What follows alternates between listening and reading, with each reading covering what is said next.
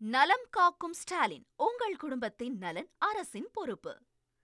கடந்த ஆண்டு தியாகிகளுக்கான ஓய்வூதியத்தை 20,000 ரூபாயாகவும் குடும்ப ஓய்வூதியத்தை 10,000 ரூபாயாகவும் உயர்த்தியுள்ளோம். அதேபோல் விடுதலை போராட்ட வீரர்களின் வழித்தோன்றல்களுக்கும் தொடர்ந்து உதவிகளை செய்து வருகிறோம். முன்னாள் படைவீரர்கள் மற்ற வகை சார்ந்தோர்களுக்காக காக்கும் கரங்கள் திட்டத்தினை அறிவித்திருந்தேன். இந்த திட்டத்தினை வரும் 19ஆம் நாள் துவக்கி வைக்க உள்ளேன். அந்த திட்டத்தின் கீழ் முன்னாள் படைவீரர்கள் மாவட்ட குழுவால் தேர்வு செய்யப்பட்டு இந்த படைவீரர்கள் விண்ணப்பங்கள் பெறப்பட்டு 848 அனுமதிக்கப்பட்ட விண்ணப்பங்கள் வங்கிக்கு அனுப்பப்பட்டது. இதில் 348 விண்ணப்பங்கள் இறுதியாக தேர்வு செய்யப்பட்டு அனைவருக்கும் தொழில் முனைவோர்களுக்கான பயிற்சி வழங்கப்பட்டது. தொழில் முனைவோர் பயிற்சி பெற்ற முன்னாள் படைவீரர்களுக்கு வழங்கப்படும் கடன் தொகையில் 30 விழுக்காடு மானியம் அரசால் வழங்கப்பட உள்ளது என்பதை தெரிவித்துக் கொள்கிறேன். 1967ஆம் ஆண்டு தமிழ்நாட்டில் திராவிட முன்னேற்றக் கழக ஆட்சி அமைவதற்கு முன்பு சென்னையில் காந்தி மண்டபம், கன்னியாகுமரியில் காந்தி நினைவு மண்டபம், ஒட்டப்பிடாரத்தில் வ.உ.சி. அவர்களது இல்லம் என விடுதலை போராட்ட வீரர்களுக்காக தமிழ்நாட்டில் 3 நினைவு மண்டபங்கள் தான் இருந்தன. திராவிட முன்னேற்ற கழக அரசு தியாகிகளையும் தியாகத்தையும் போற்றும் அரசு என்பதால் தான் நமது கழக ஆட்சி காலங்களில் இத்தனை நினைவு சின்னங்கள் அமைக்கப்பட்டன. தமிழ்நாட்டின் தலைமகனான பேரறிஞர் அண்ணா அவர்கள் விடுதலை நாளை பற்றி சொல்லும்போது 1947 ஆகஸ்ட் 15ஆம் நாள் நாம் ஆங்கிலேயரின் கணக்கை தீர்த்த நாள். அதன்பின் ஒவ்வொரு ஆண்டிலும் வரும் சுதந்திர திருநாள் நாட்டிற்காகவும் நம் நாட்டு மக்களுக்காகவும் நாம் ஆற்றியுள்ள பணிகளை கணக்கு பார்க்கும் நாள் என்றார். அந்த வகையில் நமது திராவிட மாடல் ஆட்சி அமைந்த இந்த 4 ஆண்டு காலத்தில் நிறைவேற்றியுள்ள திட்டங்களை நினைத்து நான் மகிழ்ச்சி அடைகிறேன். கடந்த கால தியாகிகளை போற்றும் அதே வேளையில் இன்றைய மக்களையும் வருங்கால தமிழ்நாட்டை வளர்த்தெடுக்கும் அரசாக திராவிட முன்னேற்ற கழக அரசு செயல்பட்டு வருகிறது என்பதை நீங்கள் அனைவரும் அறிவீர்கள்.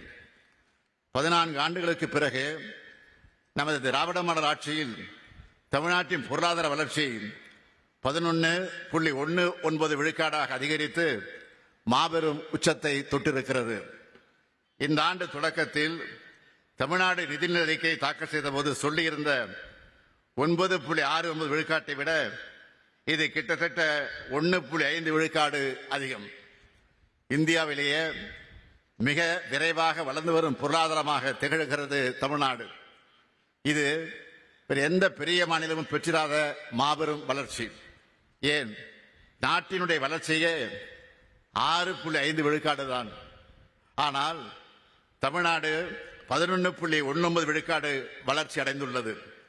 எங்களை நம்பி ஆட்சியை ஒப்படைத்த தமிழ்நாட்டு மக்களுக்கு கிடைத்த மாபெரும் வெற்றி இது.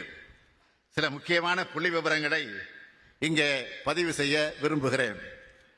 நிதி ஆயோக் வெளியிட்ட நிலையான வளர்ச்சி இலக்குகளான குறியீட்டில் தமிழ்நாடு 788 புள்ளிகளுடன் இந்தியாவில் 2வது இடத்தில் இருக்கிறது. சமூக முன்னேற்ற குறியீடுகளில் பெரிய மாநிலங்களோடு ஒப்பிடுகையில் தமிழ்நாடு 63.33 புள்ளிகள் பெற்று தேசிய அளவில் முதலிடத்தில் உள்ளது. இந்தியாவில் வறுமை கோட்டிற்கு கீழ் உள்ள மக்கள் தொகை 11.2 விழுக்காடு. ஆனால் தமிழ்நாட்டில் 1.43 விழுக்காடு மக்கள் தான் வறுமை கோட்டிற்கு கீழே இருக்கிறார்கள். அவர்களது வாழ்க்கை தரத்தையும் உயர்த்திடும் பணியில் நமது திராவிட மாடல் அரசு தொடர்ந்து ஈடுபட்டு வருகிறது. 10 லட்சம் கோடி ரூபாய் முதலீடுகள், அதன் மூலம் 30 லட்சம் பேருக்கு வேலை வாய்ப்பையும் உருவாக்கியுள்ளோம். பெண் தொழிலாளர் பங்கேற்பு விகிதம் 47 விழுக்காடு. ஸ்டார்ட் அப் தரவரிசை பட்டியலில் 2018 கடைசி இடத்தில் இருந்தது. முதலிடத்திற்கு முன்னேறி இப்போது பெஸ்ட் பெர்ஃபார்மர் ஏற்றுமதி தயார் நிலையில் குறியீட்டில் இந்திய நாட்டிலேயே 80.89 புள்ளிகளுடன் முதலிடம். மின்னணு சாதனங்கள் ஏற்றுமதியில் தேசிய அளவில் 37 விழுக்காடு பெற்று நாட்டிலேயே முதன்மை மாநிலம். ஜவுளி மற்றும் தோல் பொருட்கள் ஏற்றுமதியில் முதன்மையான மாநிலம். ஒட்டுமொத்த நாட்டின் காலணி உற்பத்தியில் தமிழ்நாட்டின் பங்கு 38 விழுக்காடு. 2024ஆம் ஆண்டிற்கான இந்திய விளையாட்டு விருதுகளில் விளையாட்டுகளை ஊக்குவிக்கும் சிறந்த மாநிலம் நமது தமிழ்நாடு. மாற்றுத்திறனாளிகளுக்காக சிறப்பாக சேவை புரிந்ததற்கு முதல் மாநிலமாக விருது. மகப்பேறு சிக்கல்கள் உள்ள கர்ப்பிணி தாய்மார்களை கண்டறிந்து சிகிச்சை வழங்குவதில் தேசிய அளவில் தமிழ்நாடு முதலிடம். காசநோயை ஒழிக்க தமிழ்நாடு எடுத்து வரும் முயற்சிகளை பாராட்டி தமிழ்நாட்டில் 9 மாவட்டங்களுக்கு விருதுகள். காகிதமில்லா சட்டமன்ற திட்டத்தினை மிக சிறப்பாகவும் விரைவாகவும் செயல்படுத்தியமைக்காக ஒன்றிய நாடாளுமன்ற விவகாரத்துறை அமைச்சகம் விருது. உணவு பதப்படுத்தும் குறு சிறு நிறுவனங்களின் சிறந்த செயல்திறனுக்காக விருது. மாநில கூட்டுறவு வங்கியின் சிறந்த சேவைக்கான விருது. மக்களை தேடி மருத்துவம் இந்த திட்டத்துக்கு ஐநா சபையிலேயே விருது. இப்படி பல்வேறு விருதுகளை பெற்று சிறப்பான மாநிலமாக, உன்னதமான மாநிலமாக தமிழ்நாடு இருக்கிறது. சமூக நீதி, சமத்துவம், சுயமரியாதை, மொழிப்பற்று, இன உரிமை, மாநில சுயாட்சி ஆகிய கருத்தியல்கள் அடித்தளத்தில் நிற்கும் ஆட்சிதான் திராவிட மாடல் ஆட்சி. தொழில் வளர்ச்சி, சமூக மாற்றம், கல்வி மேம்பாடு ஆகிய அனைத்தும் ஒரே நேரத்தில் நடக்க வேண்டும். வளர்ச்சி என்பது பொருளாதார வளர்ச்சியாக மட்டுமல்ல, சமூக வளர்ச்சியாக இருக்க வேண்டும். பொருளாதாரம், கல்வி, சமூகம், சிந்தனை, செயல்பாடு ஆகிய ஐந்தும் ஒரு சேர வளர வேண்டும். அதுதான் தந்தை பெரியாரும் பேரறிஞர் அண்ணாவும் முத்தமிழறிஞர் கலைஞரும் காண விரும்பிய வளர்ச்சி. அதுதான் திராவிட மாடல் வளர்ச்சி. கடந்த 4 ஆண்டு காலத்தில் தமிழ்நாடு அடைந்துள்ள வளர்ச்சியை பாருங்கள். அது ஒற்றைத்துறை வளர்ச்சியாக இல்லாமல் பல்துறை வளர்ச்சியாக இருக்கிறது. அனைத்து மாவட்டங்களும் வளர்ந்து வருவதை நீங்கள் பார்க்கலாம். அனைத்து மக்களும் சமூக பிரிவும் வளர்ந்து வருவதை நீங்கள் காணலாம். மகளிரின் நம்பிக்கையை உயர்த்தியிருக்கும் 1,14,00,000 பெண்களுக்கு மாதந்தோறும் உரிமை தொகை வழங்கும் கலைஞர் மகளிர் உரிமை திட்டம்.